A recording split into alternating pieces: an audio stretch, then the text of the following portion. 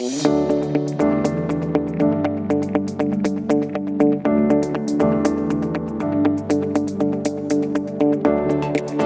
name is Chris-Beth Cowie from Empowered for X. We serve entrepreneurs to help them go from ideation to commercialization, looking at helping them implement business structures that are sustainable, tested, and looking to grow and scale. We have a team of consultants and experts to help you with any business solution. And if we can't help you, we know somebody that will, and we can refer you out to different folks.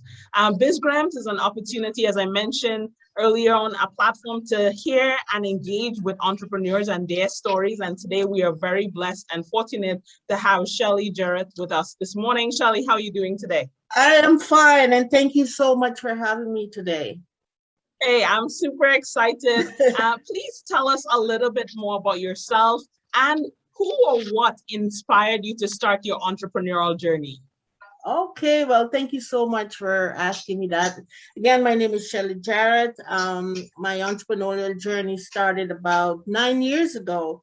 Actually, when I left corporate, I worked for the bank and I left corporate, and it was a bit challenging for me because I didn't know what I was going to do, because I've been in the at that time I was in the financial field for over 17 years, and I had done nothing else but being in the financial services. And so I was encouraged to go and do a women's entrepreneurial course in Oakville. And pretty much that's what led me on my journey way back in 2012. So I did the course. It taught me everything I needed to know about business. And I launched my very first business in 2013, which is a magazine, SMJ Magazine.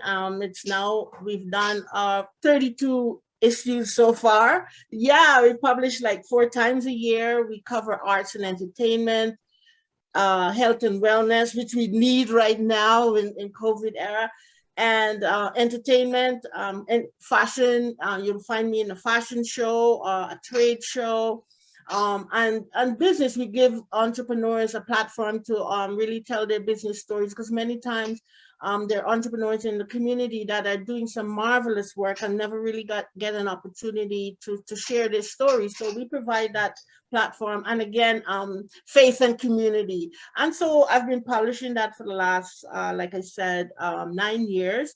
And from that led to, here comes 2017, and the Me Too broke, and I had no knowledge of what the Me Too was at that time.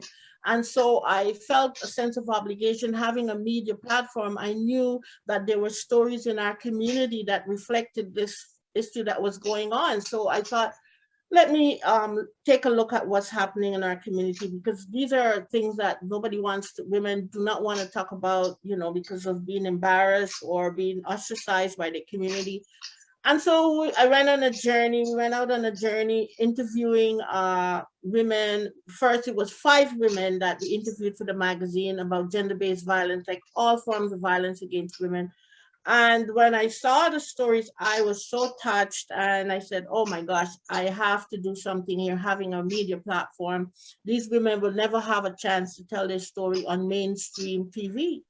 And I went on the journey, and I asked the women, I said, would you like to tell your story on a big screen? This is just in a magazine. And luckily they agreed. Didn't know what I was doing. It's my first time in film, never went to film school or anything like that. And so, they agreed to do 5. There were 5 women and 4 agreed to do it. And we put out a casting call for other women, because we wanted to touch it from a diverse perspective, because we knew it's not just Black women are experiencing, it's all women from all diverse backgrounds. And so we wanted to have the full scope of it. So we cast another 4 women. So we ended up with 8 women from the 5 major cultural backgrounds telling their story. Luckily, the documentary is called What About Us? And it went on to win, to my surprise, many it's been touched many film festivals, went on to win many, it went on to make awards, and it's been playing ever since 2019. And so, that's what I've been doing. I'm also a co-founder of the film company that holds the documentaries, and we are looking at doing some other documentary, because there's a lot of, out of COVID came a lot of issues, economic abuse that a lot of women face that. And these are things that women don't talk about. For example, a simple thing as having a joint account with a spouse. A woman may go to the bank and says, well, I need to have a separate account. And then she's being questioned, like, why do you need an account? Or the bank may notify the other spouse. So there's a lot of issues around economic abuse. A lot of that, like men withholding a woman's credit card. She can't use her credit card as much as she wants. She can't go shopping when she wants. Because sometimes you're in the situation and you don't know that you're economically abused. So our next documentary is going to be based around, awareness and education about some of the things that women face. And so, that's been my journey, the magazine, the documentary, and then here comes COVID, and we have to really pivot, like, okay, I can't make films now, so what do I do? So during 2020, with so many different announcements, the minister, Mary Ng, she talked about women are going to need new skills to pivot into this new era of entrepreneurship. And I remember that I did this course like 10 years ago. And I thought, oh my gosh, these are the same skills that I needed to upscale my skills in order to do what I'm doing now. And so I said, you know what, I'm going to turn these modules that I have, because I kept my binder. For 10 years, I kept my binder. I said, you know what? I want to be able to allow women to have the same opportunities that I had, there's nothing different. I just turned these same modules into video modules that women can learn, how to do a business plan, marketing, basic bookkeeping, finances, the law, what's required. You need a business number, all these important things that people may not know that they need. So social media, how to navigate social media, which is the best platform for my business that I'm starting. So 5 simple courses. And so I launched that last year and it's been very, very successful. I've had about graduated 3 classes so far. The last class I graduated, was in April. And so I continue to do that, continue to make changes as things change, the landscape with entrepreneurship. And then they launched the Black Entrepreneurship Loan Fund. So I help people how to navigate, how to, because I get a lot of questions, women wanting to know if they qualify. So I just provide basic consulting, business consulting as to how you go about, registering for a business number and things like that. So that's what I've been doing. And here comes 2021, because I'm always on the go, because as an entrepreneur, you always are seeing opportunities, and you may start off with one thing, but you end up doing something else once it's within the same landscape. So that's what I've been doing. I'll be launching very soon. Wait for that. I don't want to say too much about it, but a product launch. And so I keep myself very busy, but I enjoy what I do, because I had no idea, to be honest, that I'll be doing what I'm doing now. I had no idea. Things just happen and things just come. You pivot, you do what needs to be done. And I get up every day and I want to be able to support women in whatever they're doing and share some of my experiences. I mean, it has not been an easy journey, but it's a good journey so far. I mean, I think now is the best time. There's like so many opportunities, so many. I mean, they're just falling from everywhere. You just have to get in line. My basket. You get in line and just try to do something. I hate for somebody to say, oh, I don't know what to do, or there's so much to do. Like, you connect with the right people and and just go for it. This is the best time, I think. I think COVID has been a curse as well as it's a blessing. Communities that you've created, what would you say has been the most inspirational thing that has come out of that space? Oh, wow. Like there have been so many. I mean, I just I'm a Christian, so we talk about moving from glory to glory. I mean, having a business is very challenging. I mean, I'm like doing everything, but now, thank God, I have a student that's working with us. We took advantage of the summer employment program for youths. And so I get a lot of work done through the student, that things that I have to do it, but I couldn't do it because you can't do all these things by yourself. And so there's so much available, like there's so many grants available that you can get grants to do, to hire staff, to do your bookkeeping. I mean, out of this beige program with the BBPA, like there's just so much, and it's never, you never know too much. You want to know more, because I am always on these different networks and these different webinars, listening to everything that I can, because I want to be able to move my business from where it is right now to another level. And so there's so many things that inspire me right now, and people like yourself that is really going out there and doing it. You inspire me. We should be there to inspire each other. That's what it's about. It's not for ourselves. This work that we're doing is not for ourselves. It's for others. It's for the youths that are coming, right? The young people, the young women, the young men. There's just so much right now that I don't see why anybody won't take advantage of what's happening right now. Hey, I think that is such a powerful message. And I love the fact that, you're surrounding yourself with movers and shakers, people that are taking action, taking advantage of the opportunities, moving from glory to glory. I love it. Yeah, exactly. Really, it is about, I talk about entrepreneurship as the best personal development journey one can enter into, where you're not expecting that person to come and say, get out of bed, show up 9 to 5, you're the boss, right? But like you shared in your story, I see many entrepreneurs doing it alone, and the invitation that we give people here, and you gave a great point, find the grants and the supports that you could start bringing on team and all of these things. Canada Summer Grant was a great one. Guess what? Every year summer comes around, they've been doing this. Look out for next summer.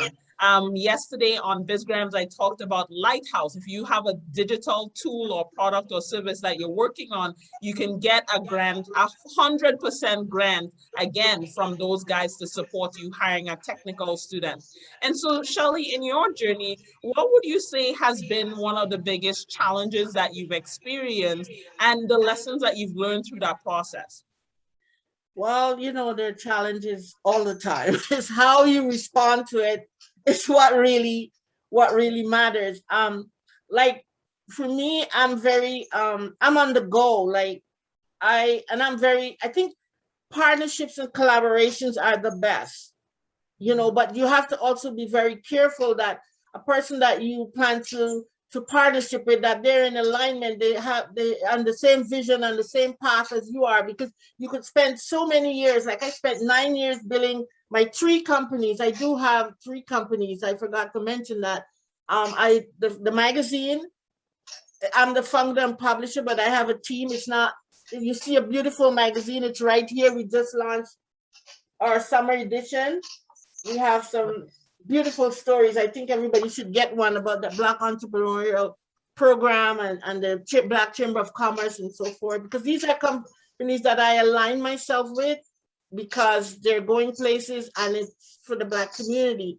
And so, like I said, it has to partnerships to collaborate. You have to be careful because you may spend 9 years building your business and you chose to pick one partner that could ruin all that hard work that you've done, that you've put in, if you don't do it right. So a partnership is like a marriage. Each person have to be gaining something out of it. Otherwise it doesn't work. It won't work. And so I'm very careful with who I partner with.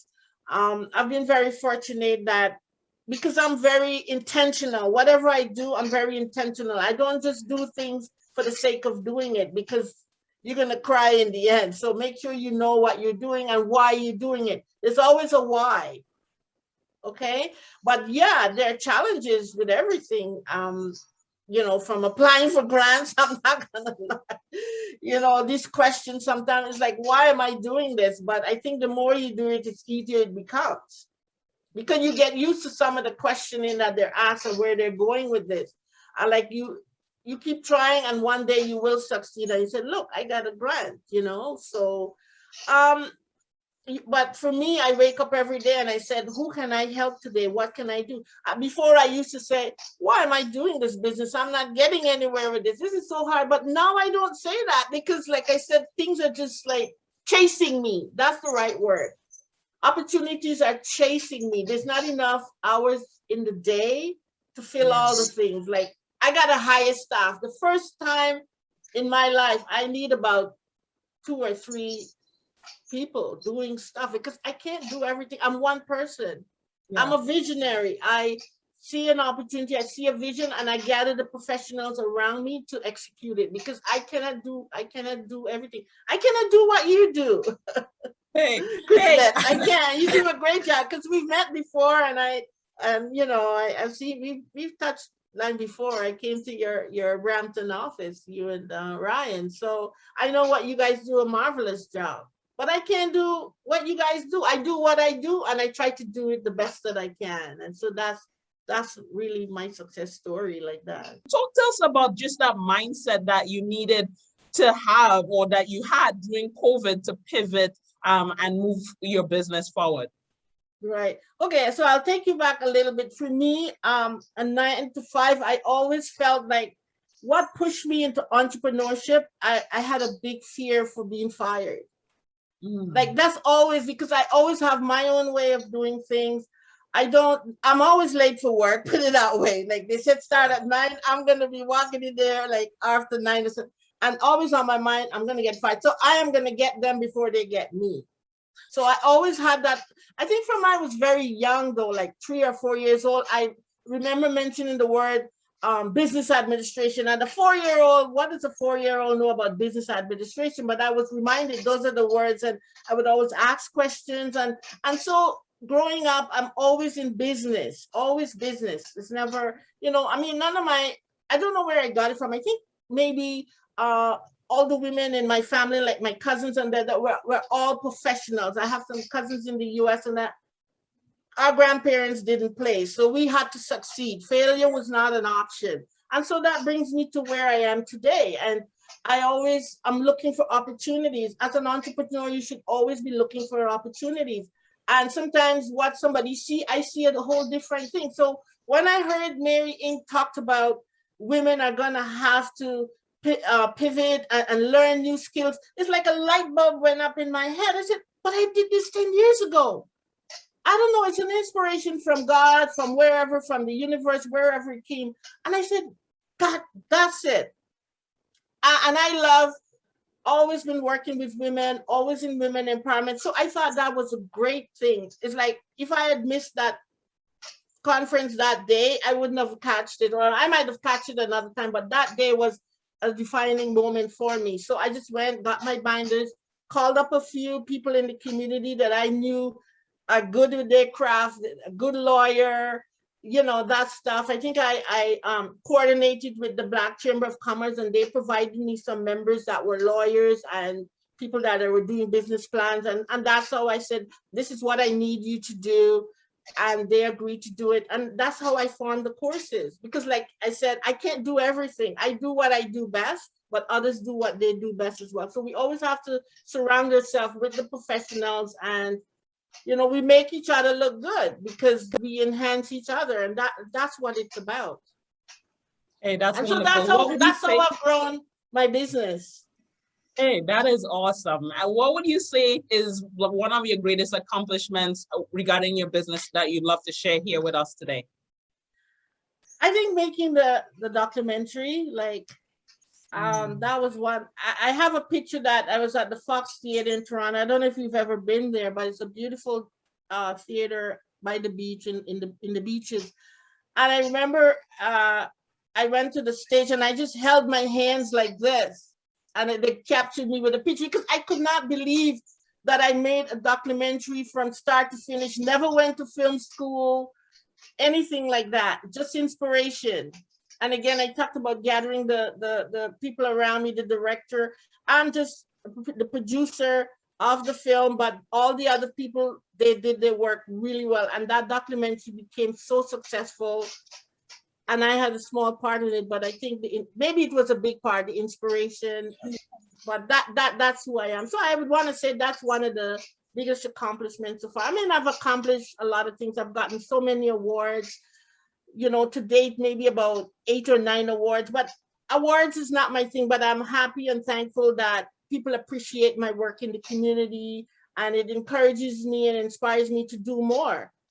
Right. So, but I still don't think so far, that's my greatest award, but I have a long way to go. I haven't touched the surface yet. Like, it's coming, it's coming. I have a lot of work to do, but I'm happy in the space where I am right now. I mean, I don't achieve this all by myself. Don't get me wrong. I have a team that makes me look good.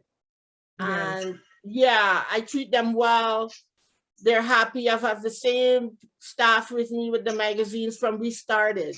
Same photographer, same graphic artist, 9 years. I rather pay somebody and go without, because I want people to be happy. That's pretty much who I am. I rather make the sacrifice and have no pay, but somebody's happy because they're gonna come back to you. They're gonna stay with you because of your personality or how you do business.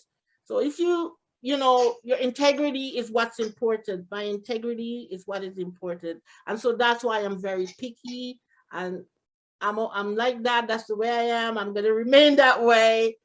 And just that's the way I do business. And it's been working for me so far. Hey, that's wonderful. I know the entrepreneurial journey, you talked about it, lots of highs and lows. I see a question coming in from Mzungu, and it's, how has your spirituality sustained your entrepreneurial journey thus far? That's number one. Honestly, if it doesn't flow, if my intuition doesn't tell me to deal with that person, I would not. I don't care how good they are or how much money they have. There have to be a connection. And I usually connect in my spirit very quickly, very quickly.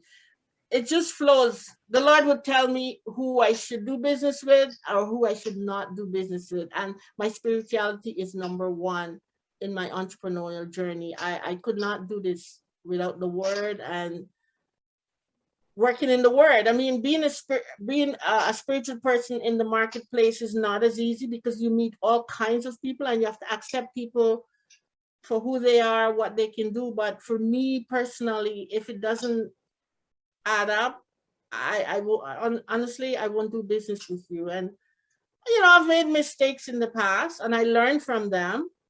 And so we keep going, we keep doing what we do.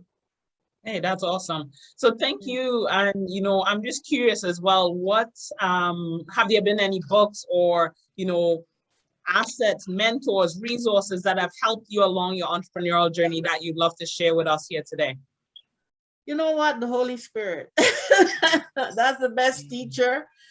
My time is so busy, to be honest. I very rarely get time to read, but I'm very inspired by what women are doing, to be honest. And that's enough for me. And yeah, and I'm very inspired by people that are progressive and want to do good for humanity. And it's not all about money, but it's about leaving a legacy for the younger generation, something that they can take and run with it. Yeah. Like I usually tell my son, I have 2 sons. They're twins, adult sons, they're twins. And I said, you guys are like a mutual fund. All what I'm doing is for you guys, I mean, whether they want it or not, because the young people now do their own thing, but whether or not, it's there for you. It's not for me. I'm just a vessel here doing God's bidding. It's not about me. It's about the next generation and those that come after me and those that can use my inspiration and my energies and so to make something of their lives. What is something that you do for yourself in a fun epical way? And for those of you who don't know, fun epical is my word. So it's fun and epic combined for great or small adventures that are memorable and impactful. What is something that you do to express self-love and recharge? I get away as often as I can. I was away in July. And so relax at a spa, something like that. I'll be going away again, probably the end of August. And just put up my feet, have a glass of Bailey's with some ice in it, and I'm happy. Just give me those days. or I sit in the bathtub and I have my dailies, and I'm easy to deal with. That's what I do for self-care. Yeah, take mini vacations. Yeah. That is wonderful. What advice do you have for any entrepreneurs looking here today, or those that will join us later on? I would say stay focused, follow your dreams, follow, what your purpose. Try to find out what your purpose is. Sometimes we may have many careers throughout our life. I started off in social work, and because I have a social work background, so that's why I'm so passionate about helping people and so forth. But that social work took me in all different directions that I didn't even know I was going to be on, right? And so just stay around positive people that would continue to encourage you, even when you think you can't do it. Yes, you can do it. And so always be encouraged. And another thing in business, always make sure you're on the right side of the law with your business. Your research about your business. What are some of the rules or you cannot do with your business? And once you're on the right side of the law, there's nothing stopping you. You're gonna make it. It's gonna take you a while. I mean, it took me 9 years. Starting a business doesn't just happen overnight or within a year. I mean, with COVID now, who knows? Things are different now. Everything is a reset and everything is different. So who knows? Things may happen and I become a millionaire. I don't know. I really don't know. I mean, anything is possible now because like with all the opportunities that are available now, but just stay focused, be around positive people, align with the people who care about what you're doing and would support you and elevate you, and collaborate. You cannot do this alone. Shelley, this has been an absolute privilege and pleasure having you on the show. From our team here at Empowered Facts to your team over at Shelley Jarrett and beyond, and your studios, we're sending you out with lots of love today and positivity for today and beyond. This has been an absolute privilege and pleasure. Take care.